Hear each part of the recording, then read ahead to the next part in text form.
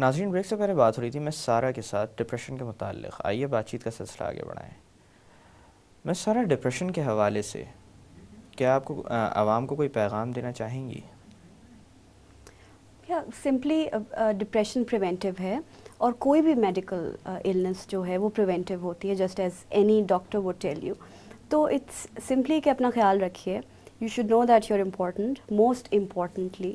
And سب سے اچھی بات یہ ہے کہ ہمارے پاس سوشل سپورٹ ہے، ہمارے پاس انوائرمنٹل سپورٹ ہے، ہمارے پاس ویدر کنڈیشنز ہیں جو کہ آن اینڈ آف ڈفرینٹ ہوتی رہتی ہیں. تو یہ تمام چیزیں جو ہیں these are blessings. And every time you think about them, they would tell you that now you got to live to this winter and then to this summer and then to this whichever, جو بھی آپ کو پسند ہے. تو I truly feel کہ آپ جب چھوٹی چھوٹی چیزوں کو امپورٹنس دینے لگتے ہیں اپنی زندگی میں، تو شاید زندگی آپ کو امپورٹنس دینے لگتی ہے. So it's simply one thing. Secondly, plan کریں چیزوں کو. جو میرا سب سے بڑا ایز اے سوسائٹی مجھے لگتا ہے کہ کمی ہم میں ہے، ہم پلان نہیں کرتے چیزوں کو. شاید ہم ڈرتے ہیں یا ہمیں شوق ہے چیزوں کو پائل اپ کرنے کا اور پھر ایک دم سے پنڈورا باکس کھولنے کا. So always sort things out, always plan things out. If you fail to plan, then you plan to fail. Always remember that. So اس لیے ضروری ہے کہ آپ چیزوں کو پلان آؤٹ کیجئے، اسٹریٹجائز کیجئے.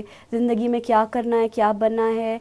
ضروری نہیں ہے کہ آپ اس کام میں سکسیزفل ہو سکیں، اسے اکمپلش کر سکیں. یہ مارجن بھی آپ نے اپنے آپ کو دینا ہے، کیونکہ انسان ہونے کی خوبصورتی یہی ہے کہ بہت سارے کام ہم غلط کر جاتے ہیں، اور ہمیں یہ لیوریج ہے کہ ہم کیونکہ انسان ہیں تو ہم غلطی کر سکتے ہیں. سو وہ چھوٹی چھوٹی غلطیاں، وہ چھوٹے چھوٹے لیوریجز جو ہمیں ملے ہیں، مذہب نے بھی دیے ہیں، سوسائٹی نے بھی دیے ہیں، اسے اگر ہم انجوائے کریں اور پلان آؤٹ کریں چیزوں کو، تو شاید اور ہم ارد گرد جو بھی ہماری فیملی ہے اگر انٹیکٹ رہیں اور ایک دوسرے کی بات کریں، بات سنیں، تو شاید جتنے ہم ووکل ہوتے ہیں اتنا ہمارا کتھارسس ہوتا رہتا ہے. تو اگر یہ چھوٹے چھوٹے ایلیمنٹس رہیں اور ہم پازیٹیولی جو ہمارے سامنے اچھائیاں اور جو کمیاں اور جو مصیبتیں آ رہی ہیں ان کو تھوڑا سا پازیٹیولی دیکھیں کہ this is how every other person is going through. ہر کوئی ایسی زندگی گزار رہا ہے، اور جب وہ گزار سکتے ہیں، so I definitely have the capacity to move on just as they can even better. تو شاید اتنے زیادہ پرابلمس نہ آئیں. بہت بہت شکریہ میں سارہ کہ آج کے پروگرام میں آپ آئی ہوں، بہت ساری اہم معلومات ہمیں فراہم کی. مائی پلیزر. ناظرین، زندگی میں ہم بے شمار ایسے کام کرتے ہیں جس کے اندر ہم زیادہ سوچ نہیں پاتے کہ ان کا کیا رد عمل سامنے آئے گا. ان میں سے کچھ کام بہت زیادہ کارآمد بھی ہوتے ہیں اور کچھ اتنے زیادہ مؤثر نہیں ہوتے. ضرورت اس امر کی ہے کہ زندگی میں تھوڑا وقت اپنے لیے نکالا جائے، جس کے اندر اپنی پرائیورٹیز ڈیفائن کی جائیں. یہ سوچا جائے کہ کس چیز کو ترجیح پہلے دینی چاہیے اور کس چیز کو بعد میں.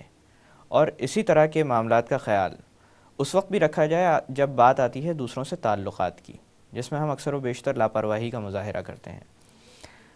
بہت پرانی ایک تھیوری تھی جو کہ فرائیڈ نے دی تھی، جو کہ 20ویں صدی کے ابتدائی 50 سال تک مانی جاتی رہی. وہ یہ تھی کہ ڈپریشن کا تعلق ہمارے ضمیر کے اطمینان سے اور ہمارے قول اور فعل کے تضاد سے ہے. میں اس چیز کو آپ کے سامنے اس لیے دہرا رہا ہوں کہ اس چیز کا خیال ہم لوگ زندگی میں رکھتے نہیں ہیں. اکثر و بیشتر ہم وہ باتیں کہہ جاتے ہیں جو ہم پوری نہیں کرتے.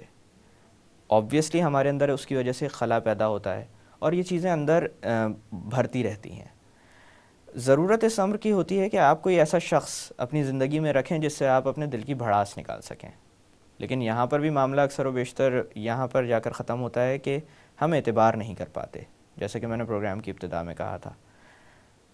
تو اس وقت سب سے بہتر چیز امر یہی ہوگا کہ آپ فوکس کریں اس چیز کی طرف جہاں سے آپ کی ابتدا ہوئی تھی. اللہ نے یہ حق اپنے پاس رکھا ہے کہ آپ اس سے دعا کریں اور آپ اس سے مانگیں. اس چیز کو ہم لوگ بنا سوچے سمجھے اویل کرتے ہیں. اس چیز پر اگر تھوڑا سا سوچیں تو شاید ہم اپنے دل کی بھڑاس بھی دعا کے دوران نکال سکیں، اپنے آپ کو ہلکا بھی کر سکیں، اور جس کی وجہ سے ہماری زندگی پر ایک اوور آل پازیٹیو ایفیکٹ آئے گا. ہو سکے تو میری بات پر سوچئے گا، اور انہی الفاظ کے ساتھ مجھے ڈاکٹر اکرام کو اجازت دیجیے. اپنا خیال رکھیے گا. اللہ حافظ.